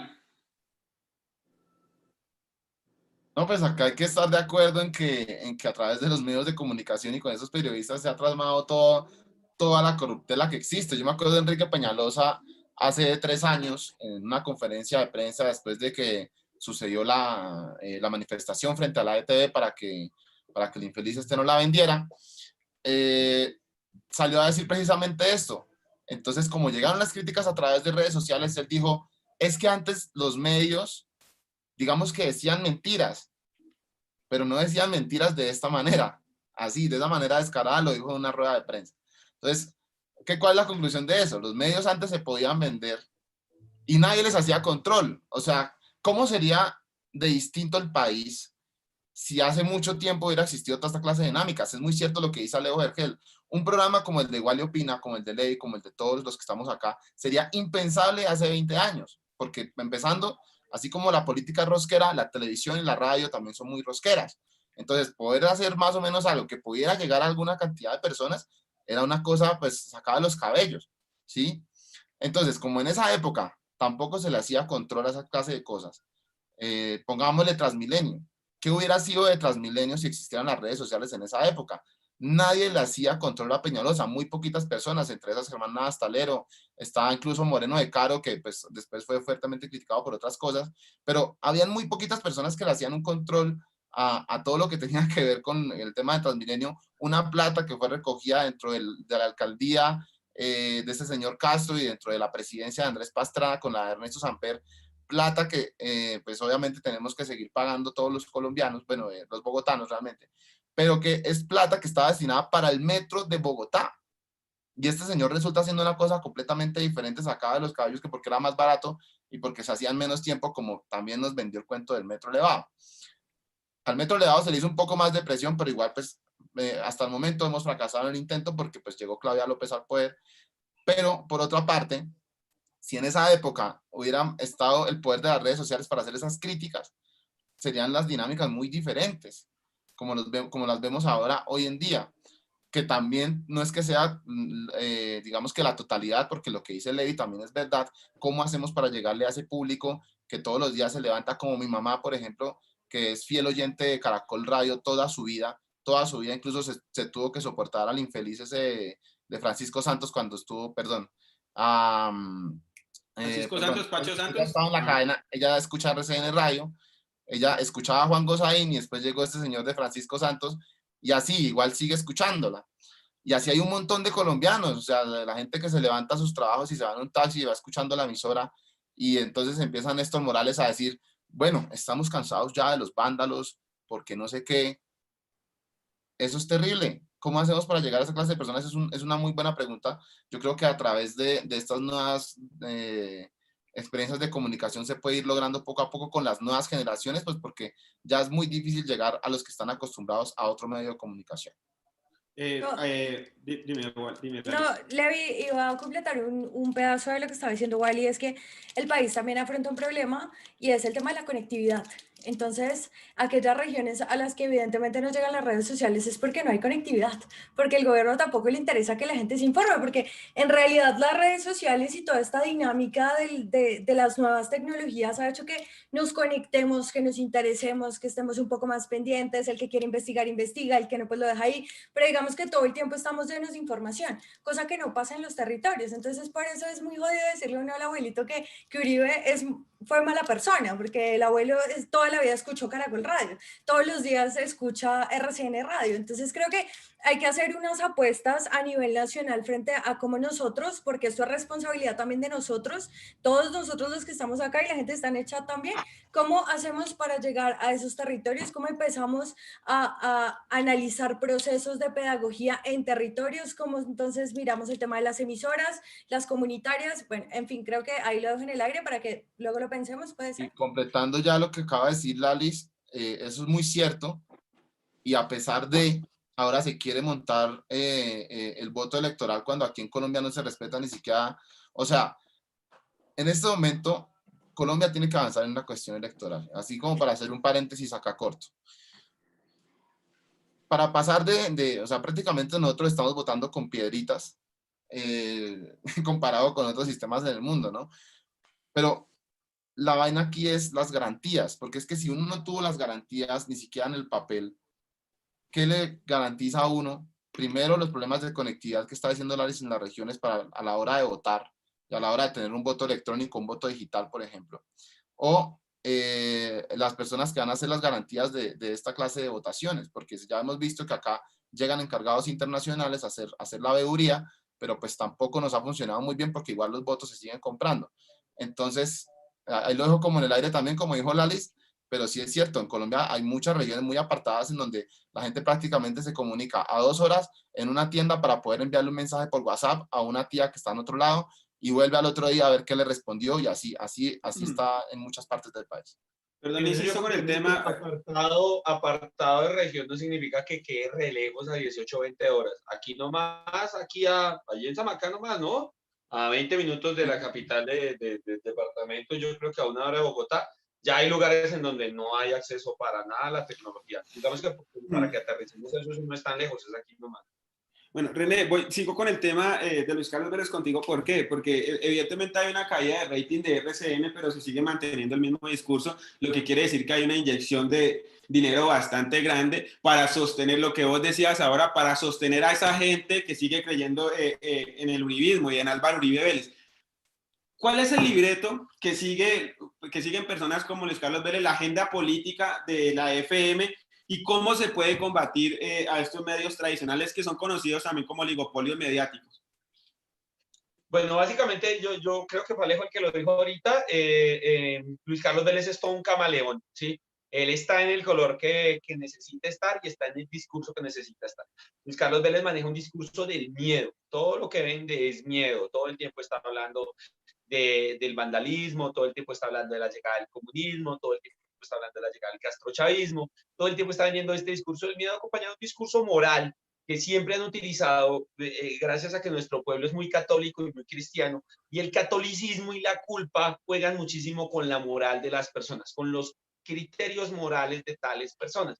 Entonces, en el discurso de Luis Carlos Vélez siempre está este cuento moral del vándalo que es malo, de la izquierda que está llamando al odio, del sujeto que está tratando de vivir, del sufrimiento, del padecimiento y del impoluto moral desde el cual él habla, ¿sí? Parece que nos estuviera hablando el monaguillo, el sacristán de la iglesia, el que nunca ha cometido el pecado, y el único pecado que ha cometido fue porque el padre fue y lo clavó en la sala de la sacristía, pero él no quería. Entonces siempre nos tiene esa cara. Ese es básicamente el libreto que nos vende y la cara que nos pone Luis Vélez cada vez que nos habla. Un muchacho educado y un muchacho instruido. Y esa es una de las peores falacias del periodismo en Colombia, porque el periodismo en Colombia opina de todo, pero no sabe ni siquiera de periodismo. Entonces uno los oye hablando de economía, uno los oye hablando de jurisprudencia, uno los oye hablando de sociología, de antropología, de trabajo social, de todo, pero a la larga no sabe nada. Pero posa como el que sabe y posa sobre todo como la víctima inocente que está tratando de dar lo mejor de sí para el país. Y eso es algo que debemos de tratar de combatir, pero no se combate con discursos, sino se combate con generar una conciencia nueva en el colombiano, alguien que el colombiano sea capaz de pasar por el filtro moral y entender las cosas a través de la razón. Y ahí es donde viene la tarea de FECODE y viene la tarea, más que nosotros como comunicadores, también de los educadores del país, en no adoctrinar ni alienar, pero sí tratar de liberar un poco la mente de los colombianos para que seamos capaces de razonar, que el conocimiento sea especialmente ser capaces de razonar. Creo que esa es la mejor manera de combatirlo. Ahora, Luis Carlos Vélez, como lo hemos dicho, mire, estas emisoras, lo que le pasa a RCN Televisión, se puede estar muriendo, puede no tener un solo anunciante, pero el grupo económico que lo mantiene lo va a mantener vivo, porque su interés no es tener un medio de comunicación que le dé plata, sino tener un medio de comunicación a través del cual pueda mantener sometido a X grupo de la sociedad. Entre más grande sea este grupo, muchísimo mejor. Pero el objetivo de tener el medio, vuelvo y le digo, es que la clara muestra es RCN Televisión. No da un peso, pero mantengámoslo porque nos sirve para mantener a unos cuantos aquí en el rey que finalmente van a votar y que ese voto va a ser por aquellos que nos hacen el favor de mantenernos económicamente a nosotros. Yo creo que la mejor manera de combatirlo, y creo que hay algo que han dicho, que dijeron anteriormente, y digamos que yo pienso que no hay que matarse tanto la cabeza con la gente vieja, ni con la gente que ya está absolutamente convencida por el uribismo o por el odio a una alternativa nueva de poder. Yo creo que la mejor manera de combatirlos es crear unas nuevas generaciones libres de este tipo de periodismo, que sean capaces de verlo, de filtrarlo y de darse cuenta cuáles son las intenciones del mismo y poco a poco lo vayan abandonando. A veces nosotros queremos como que la solución sea de hoy para mañana, pero yo creo que en Colombia, y dadas las cosas y dado el fanatismo político que la gente de mayor edad tiene, yo creo que la mejor solución es esperar, seguir sembrando y estar muy pendientes de cosechar dentro de las nuevas generaciones. Y cosecharme, que me refiero a que a la gente hay que guiarla rumbo al voto, sea lo que sea, sea como sea la idea, hay que de todas maneras pedirle a la gente que vote por una opción de poder diferente, no solo en la presidencia, sino muy especialmente, y lo hemos discutido mucho en estos días, en el Congreso de la República. Es muy, muy importante, porque entre más poder le vayamos quitando a aquellos a quienes estos personajes les besan el jopo o a quienes les hacen el trabajo, estos personajes van a ir desapareciendo e inevitablemente, más que desaparecer del espectro de la radio, van a desaparecer como opiniones en el cerebro de las personas. O sea, sí, la gente ya no los va a tener más en cuenta. Muchas gracias, René. Yo los quiero felicitar también porque son las 17 de la noche, es viernes, todos son jóvenes, hubiesen podido preferir estar en la calle, pero están aquí dándola toda pues, por el país. Les agradezco. Hay 5.200 personas conectadas en este momento, se cayó la transmisión, o sea que es un gran logro. Voy para Bandebeto con el mismo tema de Luis Carlos Vélez. Un amigo que es periodista me escribe al interno y me dice que una de las razones por las cuales castigamos tanto el periodismo es el centralismo en el que lo hemos metido, ¿no? Y todo pasa solamente por Bogotá e ignoramos a los periodistas de las regiones o que están trabajando en la Colombia profunda, los cuales también pues son eclipsados por esos nombres rimbombantes. Luis Carlos Vélez funge una labor y yo creo que es la del emisario de la narcodictadura y vos ya lo has dicho muchas veces, Beto, ¿por qué? Miren, yo no sé si ustedes se han dado cuenta de una estrategia de Luis Carlos Vélez que también la utiliza Vicky, y es en intervalos de tiempo o de semanas disfrazar de imparcialidad algunas columnas. Inclusive, creo que la estrategia de apoyar el proceso de paz por parte de Luis Carlos Vélez fue una, pero no sé si ustedes han visto unas columnas de Vicky en las que ataca a Duque, o no vieron un par de columnas en las que medio defendió a Petro. Entonces, ella como que juega con la tendencia. Lo de la revista Semana, eso se juntó el hambre con las ganas de comer. Eso se juntó Sandra Suárez, que fue la que echó a Daniel Coronel, que fue miembro del Partido Centro Democrático y hoy hace parte de la junta directiva de EPM. O sea, para que los que adoran y aman a Quintero. Entonces, aquí se juntó el hambre con las ganas de comer. Vicky con la señora Sandra Suárez. Bueno, volviendo al tema de Luis Carlos. Luis Carlos también utiliza esa estrategia. Ahorita yo no tengo el Twitter abierto y una herramienta para poder mirar a las personas que nos bloquearon es no iniciar sesión. Un truquillo, no sé si ya se lo sabían. Entonces ustedes van al buscador de Twitter y ustedes pueden ver el perfil sin haber iniciado sesión. Y ahí estaba viendo los trinos y lleva 2 días completos desde que Trump le detectaron el COVID-19 con el tema de Trump tiene COVID. A mí me parece una falta de respeto a un país donde en el año llevamos más de 61 masacres, donde el pasado 9 de agosto la Policía Metropolitana de Bogotá mató a más de 13 personas en respuesta porque esa gente salió a protestar por la muerte de una sola, en un país donde a diario matan líderes sociales, donde pasa de todo, donde hay miseria, donde hay injusticia social. Pues los medios de comunicación utilicen todos los medios para hablar del señor Trump, y de las elecciones, que si bien son importantes no solamente para Colombia, sino para todo el hemisferio occidental, para Medio Oriente, si bien en Colombia el cambio inmediato no viene de una elección de un presidente de los Estados Unidos, sino el cambio inmediato viene de acá.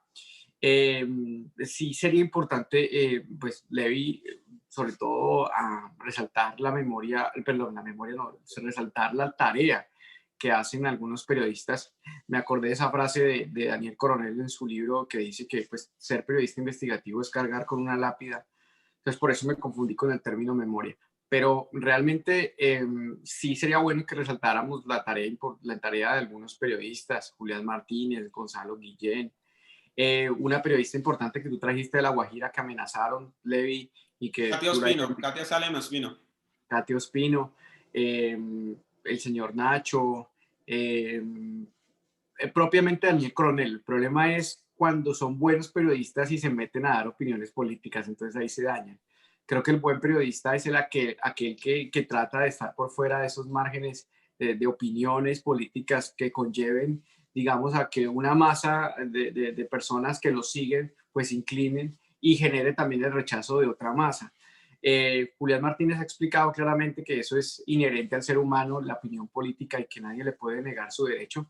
Si bien yo creo que el periodista debería un poco de abstenerse en un país tan polarizado como Colombia, y que el periodismo debería fungir es como una tarea bien imparcial. No, de Luis Carlos, pues ya no tengo nada más que decir. Para mí es un bojote, un bulto mal amarrado, y nada, deberíamos como que hacerlo a un lado ya, ignorar así como hemos ignorado a Vicky Dávila y seguir adelante nosotros y ya. Bueno, se han visto que a los delfines popularmente se les tilda porque están mal con lo que representaban con el papá. Podemos meter ahí a Rodrigo Lara Restrepo, podemos meter ahí a los hijos de los Galán, Luis Carlos, los hijos de Galán. El único delfín que ha representado muy bien a su papá ha sido Luis Carlos Vélez. Es el único que lo ha hecho con creces. Sí, doble cabezazo en el área. Con creces. Yo ahora no los voy a poner a adivinar canciones ahora, pues adivinar canciones de rock ahora, pues no me queda el tiempo y no tengo las ganas, pero sí quiero preguntarles si ustedes creen que el periodismo tal cual y como se está haciendo ahora está obsoleto, si los medios tradicionales ya están cayendo en decadencia, y cómo se va a hacer el nuevo periodismo de ahora en adelante. Lo digo porque Revista Semana hace poco puso su suscripción a 1.000 pesos, El Tiempo se ha visto obligado a poner ahí unas vainas que uno tiene que pagar si quiere acceder a otro tipo de contenidos. Ha pasado también con El Espectador, bueno, con casi todos los medios. ¿Creen ustedes que llegó el fin de este tipo de periodismo y que se va a ejercer otro tipo de periodismo, digamos, más llegado a las redes sociales? ¿Lali? No sé si el fin, Levi, sería algo muy apresurado decir que ya, digamos, es el fin de los medios tradicionales, pero lo que sí es una realidad es que hay un declive importante, primero por el tipo de contenido y la forma en que se desarrolla ese contenido. Entonces, digamos acá muy millennial, ¿no? Lo voy a hablar porque, pues, evidentemente hago parte de esa generación. Nos enseñaron o nacimos a lo rápido, a la velocidad, al ya. Y quiero ya, y esto funciona así todo el tiempo. Y es por eso que las redes sociales se convierten en una persona que todo el tiempo está consumiendo información, todo el tiempo está en redes sociales y todo el tiempo se está informando de ciertas cosas. Entonces, nosotros nacimos en una era tal vez en la que YouTube es muy famosa y en la que YouTube uno pone cualquier título y le sale cualquier video que uno quiera ver. Entonces ya es otro tipo de manera en la que uno empieza a consumir contenidos.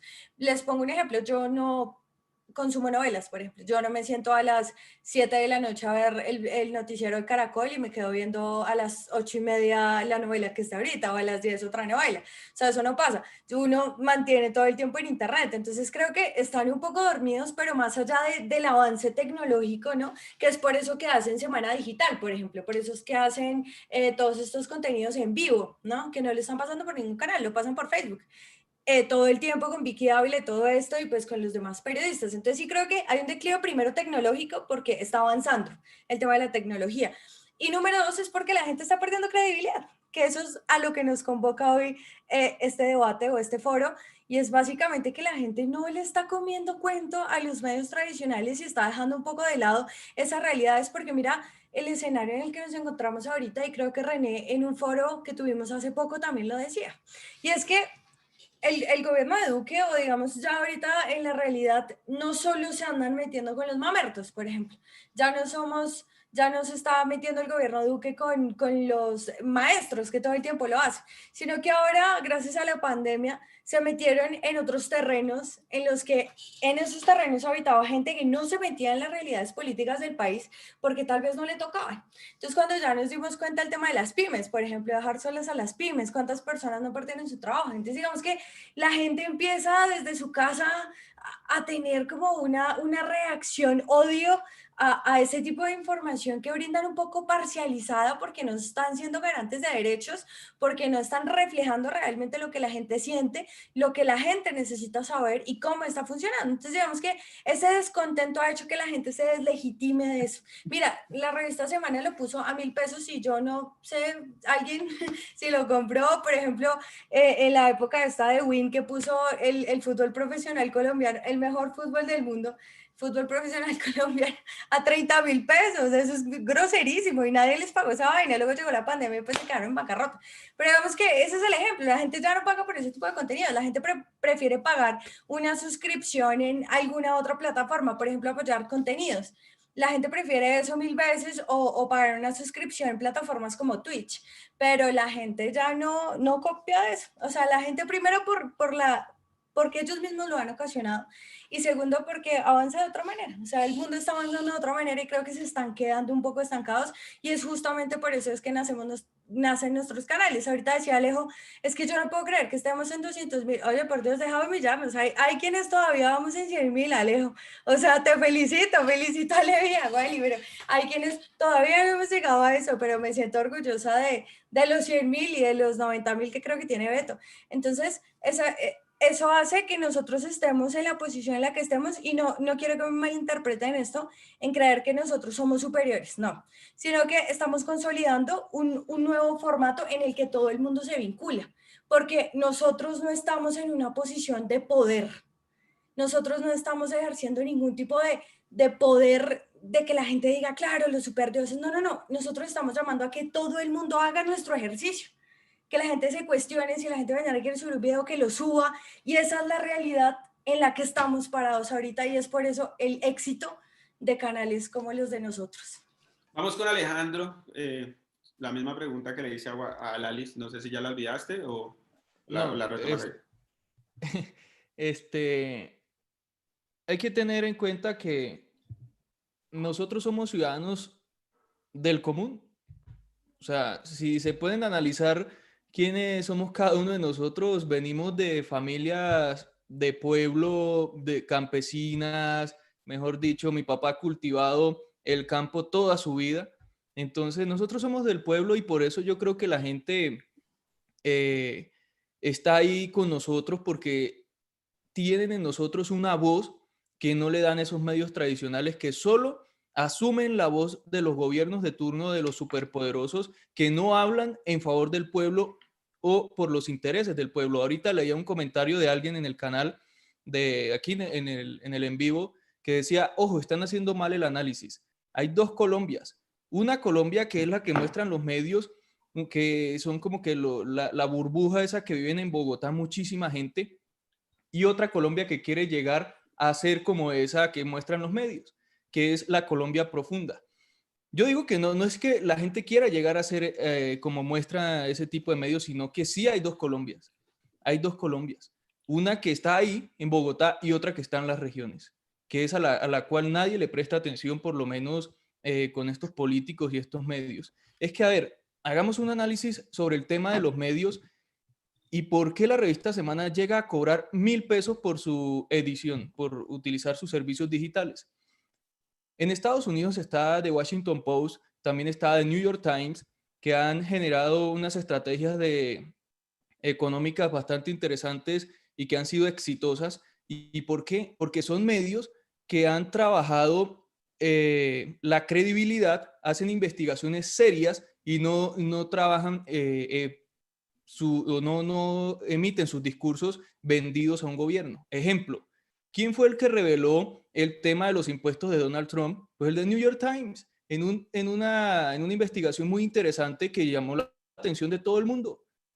Entonces son medios que no están vendidos, sino que están realizando una labor interesante, una labor real de periodismo, y por eso sus modelos económicos han sido exitosos. La revista Semana le compró, si no estoy mal, a The Washington Post un CMS, que es un tema para manejar la plataforma de la revista Semana, porque ellos se están intentando adecuar a lo que hacen estos medios internacionales que sí tienen credibilidad y que sí trabajan el verdadero periodismo, pero no van a poder porque no son lo mismo.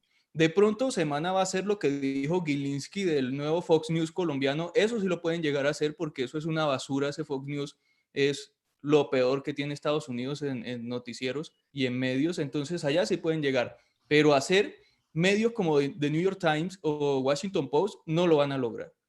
¿Dónde están las investigaciones? Perdón, para terminar, ¿dónde están las investigaciones de Semana y de Vicky sobre el pago de impuestos? Por poner el ejemplo de Marta Lucía, de Iván Duque, del expresidente Álvaro Uribe. ¿Dónde están esas investigaciones tan fuertes sobre todo ese tema? Ahí la dejo. Muchas gracias, Alejandro. Yo a Wally se la voy a poner más directa. ¿Tú crees que periodistas como Julio Sánchez Cristo, Vicky Dávila, Salud Hernández, María Isabel Rueda ya están obsoletos y van de salida? ¿O crees que con el nicho de gente que tiene todavía pueden ser poderosos? Yo creo que estamos en el tránsito. Yo estoy pensando que en este momento estamos en la parte de generación, tránsito, nueva generación. Entonces, por ahora, me parece que todavía siguen siendo bastante poderosos. Julio maneja un tema en la agenda que de hecho pone a hablar al país todavía. Salud Hernández, bueno, ella sí, pues digamos que es un nicho un poco más reducido, pero pues que sigue importando en la clase política poderosa y tradicional. Es decir, sí van de salida, pero por ahora siguen teniendo ese control y siguen teniendo ese poder sobre la comunicación del país y sobre las grandes casas políticas de Colombia. Entonces, lo que hay que hacer es seguirles dando el control que nosotros hemos pues dado en las redes sociales, para que tampoco se pasen de verga y hagan lo que se les dé la gana, y pues esperar a que ya poco a poco pues se vayan dando este cambio generacional tan fuerte que viene, esta generación de chicos centennial que ahorita van a poder votar, que tienen un poco más de conciencia sobre lo que está sucediendo, que yo me he dado cuenta que es así. Hay muchísima conciencia todavía, obviamente falta un montón por construir, pero hay demasiada conciencia despertada entre los jóvenes que van a poder votar, por ejemplo, en el 2022. Entonces, creo que el cambio se está dando, el cambio viene sin duda alguna, pero sí siento que todavía tienen ese poder. Yo siento que todavía periodistas como Julio Sánchez Cristo todavía marcan una influencia sobre los temas de la coyuntura y sobre las grandes casas políticas de este país. Esperemos que eso vaya cambiando pues con el tiempo a unas personas un poco más objetivas y personas que de verdad valga la pena escuchar y ver. Beto. Bueno, yo creo que sí. Y uno se pone a ver, por ejemplo, la tarea de Julio Sánchez y ya está obsoleta, inclusive ya se vislumbra cuál es el reemplazo de él en la W, que es Juan Pablo Calvas. Y creo que estaban buscando el perfil perfecto, que era una persona arrogante, y básicamente así lo es.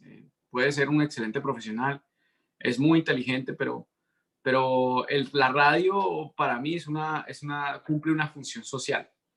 Y pues la W se determina por eso, por ser la radio elitista de Colombia. Y miren, a mí me pasa algo muy parecido a lo que comentaba, no sé quién fue el que comentó que la mamá escucha RCN Radio. ¿Wally? Sí, a mí me pasa lo mismo con la a mí me pasa lo mismo con la W, pero hay veces uno escucha es para poder criticar, para poder hablar, para poder tener un punto de vista de la información. Hay veces cuando la W Radio se pone hacer entrevistas de gente en otro idioma, ay, que estamos con el de la exposición de arte de Frankfurt. Ahí yo la cambio a Blue Radio porque hay candela. Y bueno, y luego está este Felipe Zuleta hablando mierda y me dan ganas de destruir el celular porque no me da ni siquiera el ímpetu de cambiarlo a RCN. Y en Caracol Radio está David Darcy. Y entonces, hay veces el Twitter mío cuando yo vengo manejando es la radio.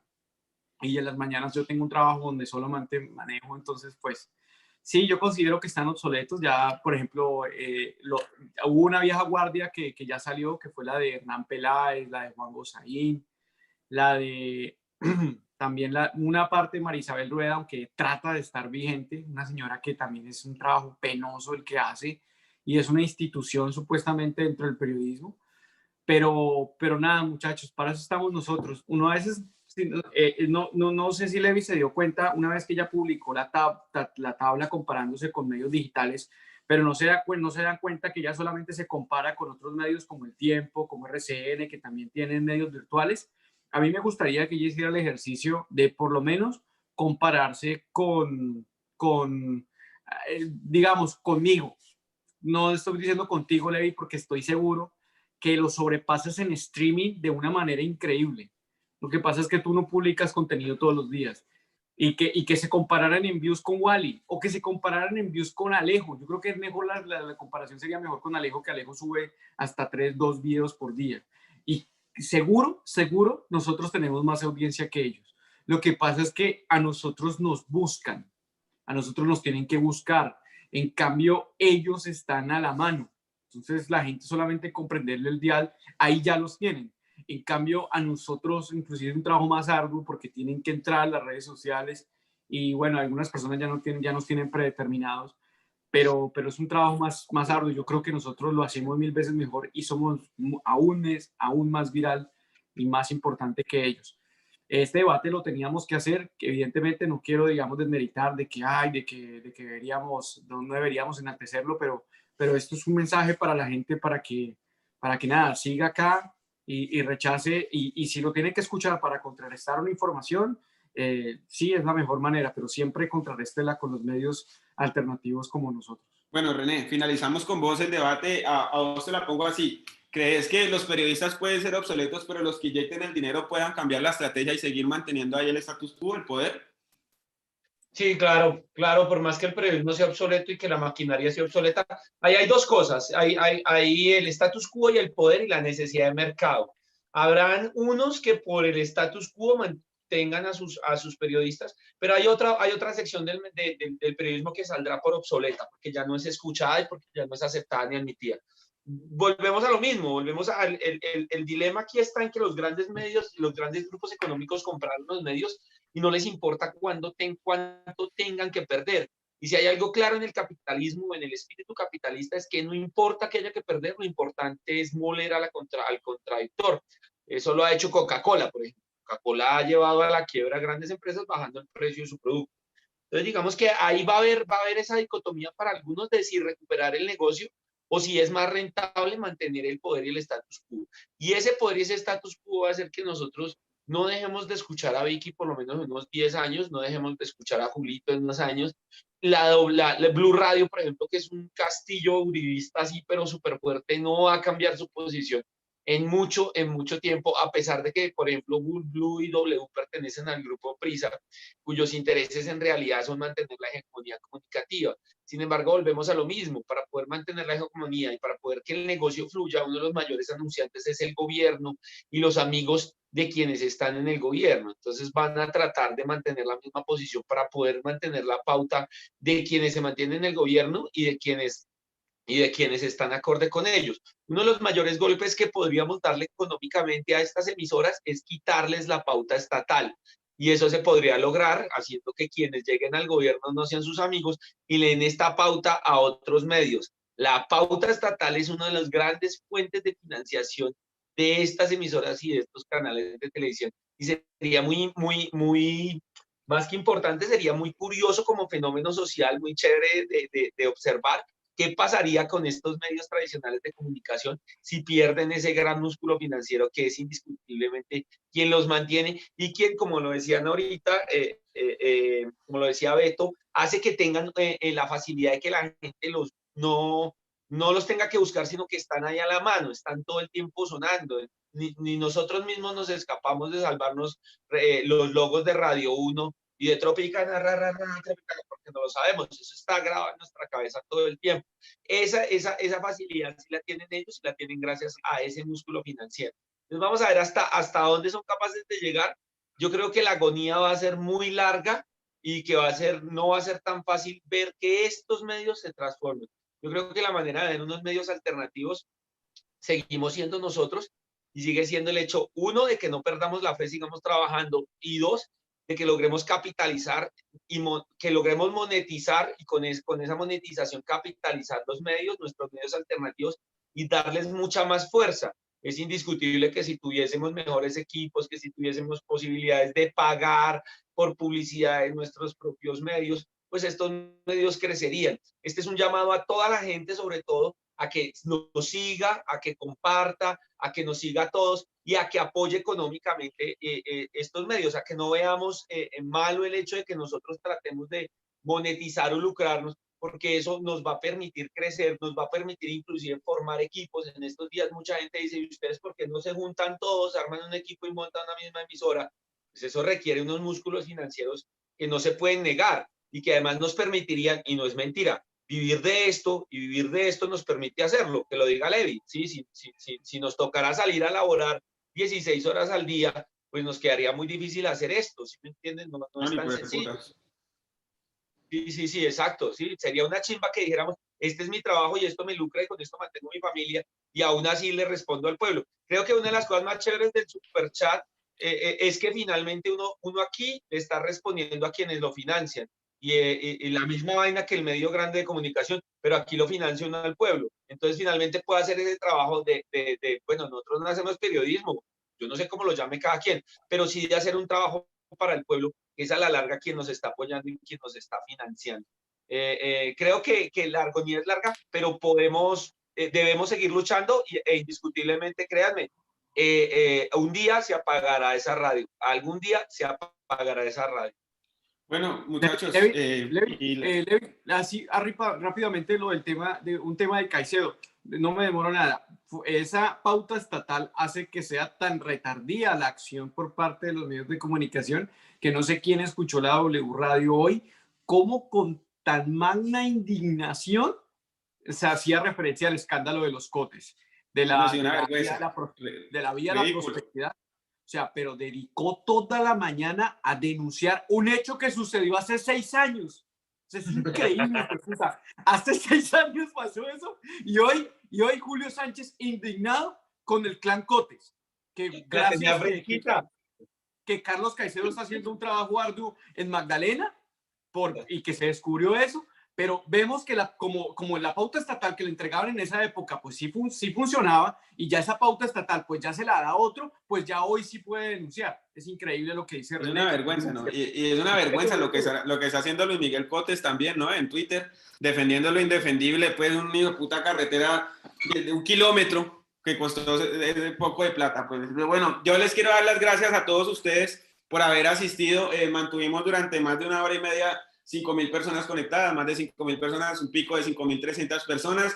A todos ustedes muchas gracias por estar aquí. Es viernes, entiendo todo, dificilísimo, pero vinieron. Gracias Lali, gracias Alejandro, gracias Beto, gracias Wally y gracias René. Yo espero poder tenerlos en otros paneles y seguir haciendo lo que estamos haciendo, que al final es patria, creo yo.